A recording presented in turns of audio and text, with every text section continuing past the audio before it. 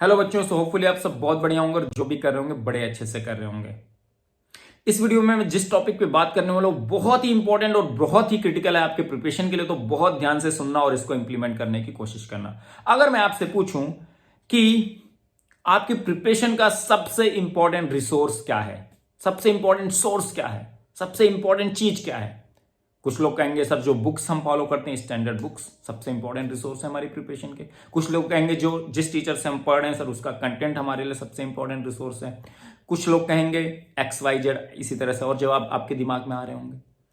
तो मैं कहूंगा ये सब बुक्स, स्टैंडर्ड बुक्स, आप टीचर से किससे पढ़ रहे हैं, ये सारे इंपॉर्टेंट हैं, लेकिन दी मोस्ट इंपॉर्टेंट रिसोर्स जो आपकी लाइफ का है, आपके प्रिपरेशन का है, वो टाइम है।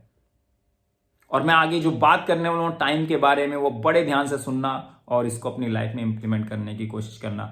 तो इस टाइम रिसोर्स को मैं जितने इफेक्टिवली, जितने अच्छे से यूटिलाइज करूंगा अपनी प्रिपरेशन में, apart from standard books, apart from my mentor और टीचर, सेलेक्टिंग माय मेंटर और टीचर, मैं उतनी ही अच्छी रैंक फोड़ूंगा,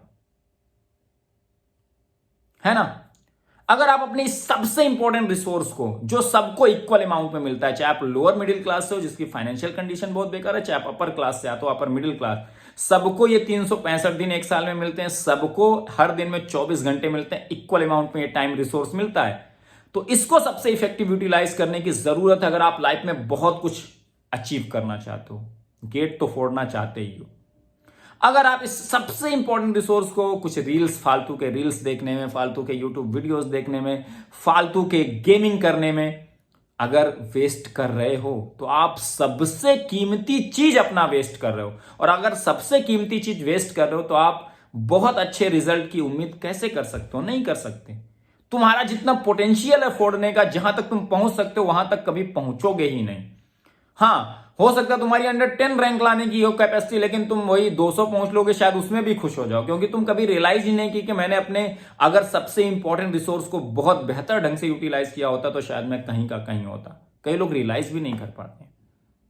अब आप किस कैटेगरी के स्टूडेंट हो, तो आपको क्या क्या प्लानिंग करनी चाहिए इस अपने टाइम रिसोर्स को बेहतर ढंग से यूटिलाइज करने की। तो अगर आप जैसे सेल्फ स्टडी स्टूडेंट हो तो आप हो सकता है यूट्यूब वीडियोस डेफिनेटली फॉलो करोगे, बुक्स फॉलो करोगे, तो आपको पूरे साल की प्लानिंग बन जानी चाहिए अभी से कि भाई मैं पूरे साल कौन सी सब्जेक्ट को कितना टाइम दूंगा, कौन से वीडियोस देखूंगा, वो फिक्स हो जाने चाहिए। ये नहीं कि मैं रैंडमली रोज सर्च करूंगा, फिर देखूंगा, फिर ऐसे करूंगा, बहुत टाइम वेस्ट होता है इसमें। डिसाइड कर लो इस मेंटर को फॉलो करना है यूट्यूब पे, किसी को भी जिससे आपकी फ्रीक्वेंसी मैच करती, ये मैं देखूंगा, ये बुक्स मैं फॉलो करूंगा, इस टाइम में इस सब्जेक्ट को खत्म करूंगा, क्योंकि मुझे सारे सब्जेक्ट करने हैं। जब पूरे साल की एक प्रॉपर प्लानिंग कर लोगे तो आप अपने उस टाइम रिसोर्स को बहुत बेहतर ढंग से यूटिलाइज कर पाओगे उस गिवन टाइम फ्रेम में सारे काम कंप्लीट करने के लिए। रैंडम वे में चलोगे तो आप अपने सबसे इंपॉर्टेंट रिसोर्स को वेस्ट कर रहे होगे ओवर द टाइम, और आपको पता भी नहीं होगा। थोड़ा थोड़ा करके रोज वेस्ट कर रहे होगे, और उस थोड़े थोड़े रोज वेस्ट करने से आप सबसे इंपॉर्टेंट रिसोर्स को वेस्ट करके बहुत पीछे हो जाते हो दौड़ से, जहां आप पहुंच सकते हो। आप एक स्टूडेंट हो जो कोर्स लिए हो किसी का, तो कोर्स में कितने लेक्चर्स फॉलो करने हैं, बहुत सारी चीजें आपको पता होती हैं ऑलरेडी, लेकिन उसके अलावा जो सेल्फ स्टडी के मेरे आवर्स हैं, मैं क्या करूंगा, मैं रिवीजन कब प्लान करूंगा, मैं असेसमेंट कैसे करूंगा, ये सब आपको प्लानिंग एक सब्जेक्ट जब आप पढ़ना स्टार्ट करो तो हो जाना चाहिए, ताकि मैं उस टाइम को, वो जब प्लानिंग कर लेते हो ना तो आपको पता होता है कब क्या एग्जीक्यूट करना है। एग्जीक्यूट करना इजी हो जाता है। अगर प्लानिंग नहीं करोगे तो एग्जीक्यूशन में दिक्कत होगी, एग्जीक्यूशन में दिक्कत होगी तो आप अपने टाइम को वेस्ट करोगे, और सबसे इंपॉर्टेंट रिसोर्स को वेस्ट करोगे तो आप बहुत बहुत पीछे जाते जाओगे और आपको पता भी नहीं लगेगा। आपको पता भी नहीं लगेगा भाई, पता बिल्कुल भी नहीं लगेगा। इसीलिए मैं कहता हूं आप कुछ भी डिसीजन लो तैयारी करने के दौरान, हमेशा यह ध्यान में रख के लेना कि ये मेरा जो टाइम रिसोर्स है सबसे इंपॉर्टेंट, सर ने कहा था, वो मेरा क्या बेहतर ढंग से यूटिलाइज हो पा रहा है कि नहीं।